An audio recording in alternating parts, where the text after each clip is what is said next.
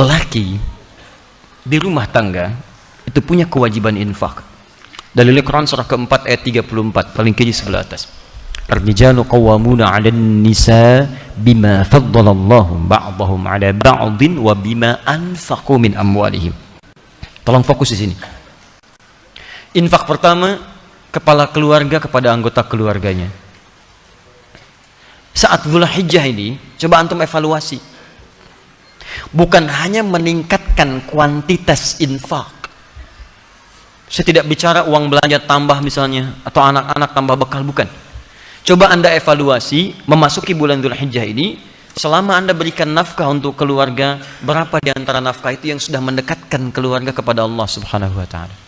Cek. Anak-anak disekolahkan di mana?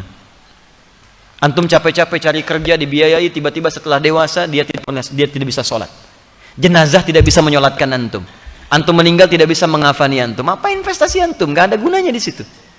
Hanya dunia saja. Kalau cuma mengangkat status dunia, antum ketinggalan. Yang belum beriman pun mereka sudah mengangkat anaknya demi status dunia. Anda pengen anak juara matematika, anak orang lain sudah dapat Nobel. Makanya saya katakan, kalau berlomba untuk urusan dunia itu kecil. Nilainya nggak ada.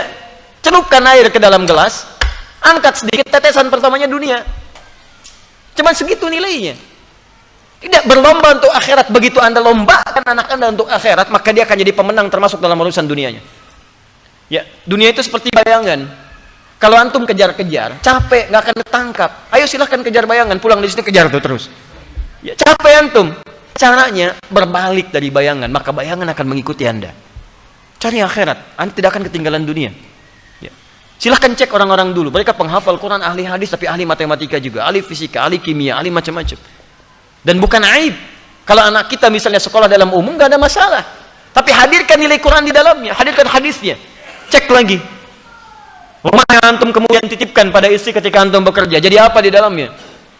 Cuman sekedar tidur, istirahat, masak, dan sebagainya. Jangankan Anda, yang belum beriman pun bisa menggunakan rumah seperti itu.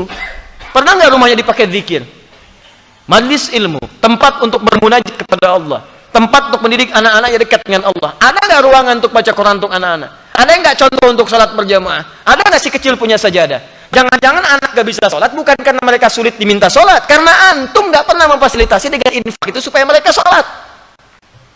Coba lihat pakaiannya, pernah gak berikan pakaian khusus untuk sholat? Coba lihat kelengkapannya, jangan-jangan di kamarnya cuma novel yang dikoleksi, bacaan Quran tidak pernah ada, mushaf tidak ada. Bagaimana Anda bisa berdoa menjadikan anak yang soleh sementara Anda tidak memfasilitasi anak Anda untuk soleh? Coba lihat kendaraan antum sebelum masuk ke dalam bulan-bulan ini.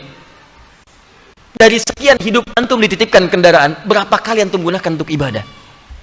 Dan itu akan ditanya. Tus'aluna yawma idzin 'anil na'im. Antum akan ditanya setiap tetes nikmat yang antum dapati. Itu titipan. Berapa banyak digunakan untuk ibadah? Pulang buka pakaian, lihat koleksi. Buka kemudian lihat kendaraan dan sebagainya. Dibandingkan dengan urusan-urusan dunia, berapa digunakan untuk kepentingan ibadah di hadapan Allah Subhanahu wa taala. Makanya saya katakan modifikasi isinya dari sejak sekarang.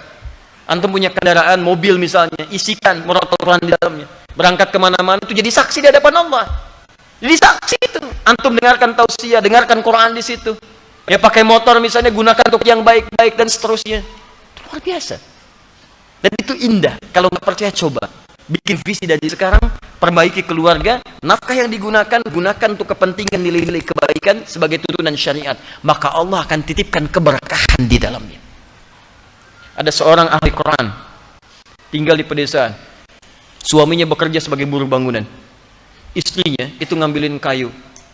Masya Allah, kadang-kadang tidak malu di kesawah dan sebagainya. Tapi tahukah antum, istrinya hafizah penghafal Quran, anak-anaknya penghafal Quran. Suami pulang ke rumah cuma 500.000 dibawa, tapi tidak pernah ada keluhan di lisannya.